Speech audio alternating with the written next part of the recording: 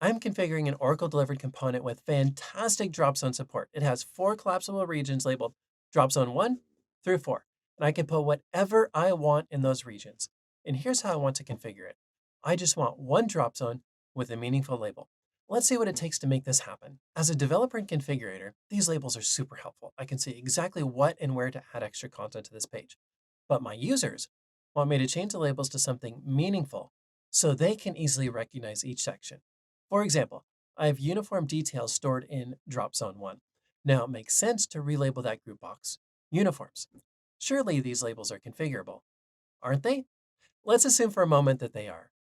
If they are configurable, what tools would you use? How about Page and Field Configurator? That would be my first choice. But Page and Field Configurator doesn't support group boxes, at least not yet.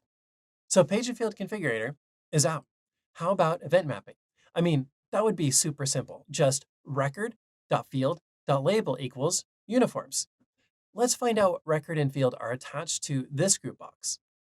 So a quick J control will get the page name. And then into Application Designer, open the page and scroll down. We find drop zones 1, 2, 3, and 4. Open the properties and no field. Without a field, we cannot apply PeopleTools configurations. Or can we? Let's look outside the PeopleTools toolbox. If we can solve this problem with JavaScript or a CSS fragment, we can apply it through event mapping. So back to our web browser, let's see if we can find a selector for drop zone 1. And let's bring it into view, drop zone 1, perfect, there it is. And I can see that it does have an ID, so that's unique. It is static, it isn't going to change, it's based off the ID of the element on the page in Application Designer. And it has text, drop zone 1. Okay, that's the text we want to replace. So how about this? How about document.query selector? And then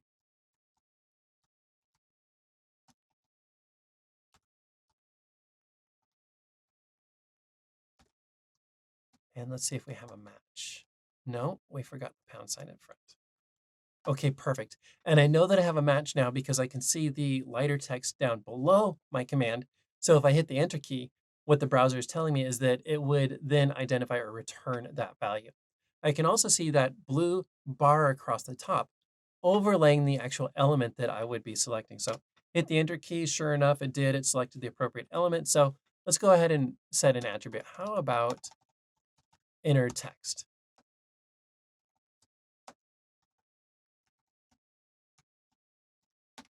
Perfect. I like it. We can see the text was changed to uniforms. Okay, so now what I would do is I would take this JavaScript fragment that I've mocked up here, and I would wrap it around event mapping inside of the add onload script people code function so that the browser would run this JavaScript fragment after the page loads into the browser. Now we have multiple drop zones here. So if we were configuring multiple in this manner, then I would take this fragment, repeated inside of an HTML definition, and then I would use add onload script to load in the HTML definition instead. Okay, so we have the label changed. The next step is to hide the other 3 group boxes that we don't want to see. Now, we have 2 approaches there. We can use JavaScript or we can use CSS.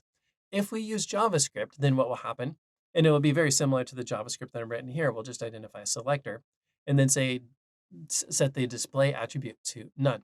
So if we use JavaScript, what will happen is the browser will load the content and then run the JavaScript to hide the element. So what that means is that the elements will be on the page for a fraction of a second and then disappear. So our users might see a little flicker there for a second. So instead, what we want to do is use CSS. The way CSS works, hopefully, it depends, but usually the way CSS works is the add style sheet people code function would insert the CSS into the head of the HTML document so that the browser interprets all of the CSS rules before it generates the HTML, before it passes through all of those elements. So the idea is when the browser identifies a an element that matches a selector from a previously interpreted CSS style sheet, it will automatically apply that rule, hiding the element so it's never visible on the screen. So CSS is the right approach. That's what we want to use. So let's identify the drop zone to group box. And we see, let's see, that's the hyperlink. So working our way up, there's the group box. So that's the collapsible region, PSC collapsible. And we'll just start a CSS selector here. Now we need to make some changes because as we look at the selector, this is an ID selector by default. We notice it has win0 in it. Now, PeopleSoft made the decision early on when the pure internet architecture first appeared to associate HTML elements with their web server state block. Each component buffer exists in a state block, and you can have multiple, you've probably done this before, use the new window link to have multiple tabs open. Each one of those tabs would relate to one state block, and each of them is identified by a number.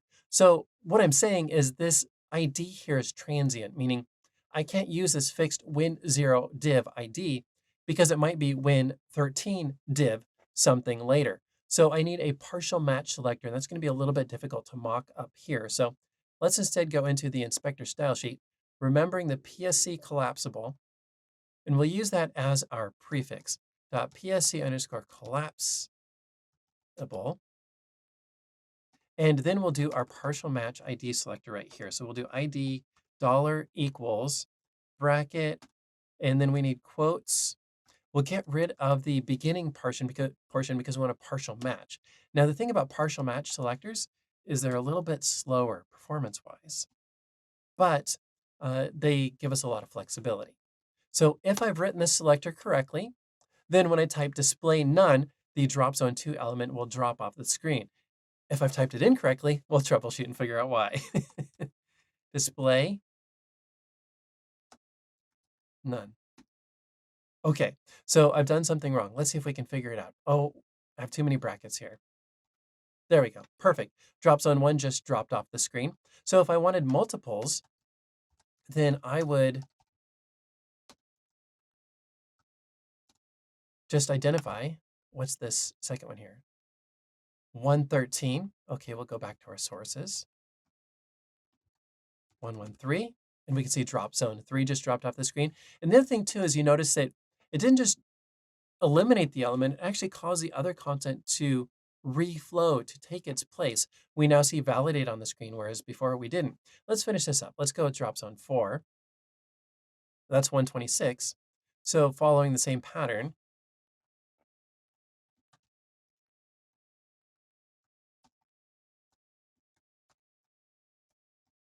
and that was again 126. And looking at the screen, that looks perfect.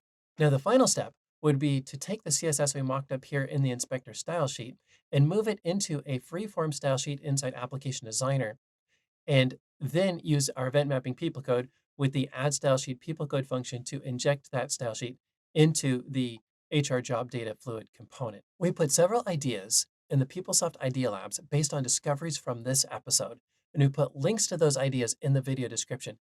Please upvote these ideas if you're interested. We also shared the entire solution for this scenario in our last quarterly one-day continuing education event, and we included a link to that webinar in our description as well. Be sure to join us for our next continuing education event. Do you have more ideas for improving the PeopleSoft user interface? If so, share details in the comments below. We love to hear about your projects. Now at JSMpros, we teach people tools and web development concepts like this every week. Be sure to check out our website to see what we're offering next. Or here's an idea. Subscribe to our LinkedIn, Facebook, and Twitter feeds to receive updates every time we post a course. Or do you have a team that wants to learn more? Give us a call and let's get something scheduled. Now, before we go, I have a question for you. Do you have a topic you'd like us to cover in a future soundbite? If so, let us know by sharing your idea at soundbytes.jsmpros.com. Now, if you enjoyed this episode, be sure to like, share, comment, and subscribe for more content. And we look forward to seeing you in the next episode.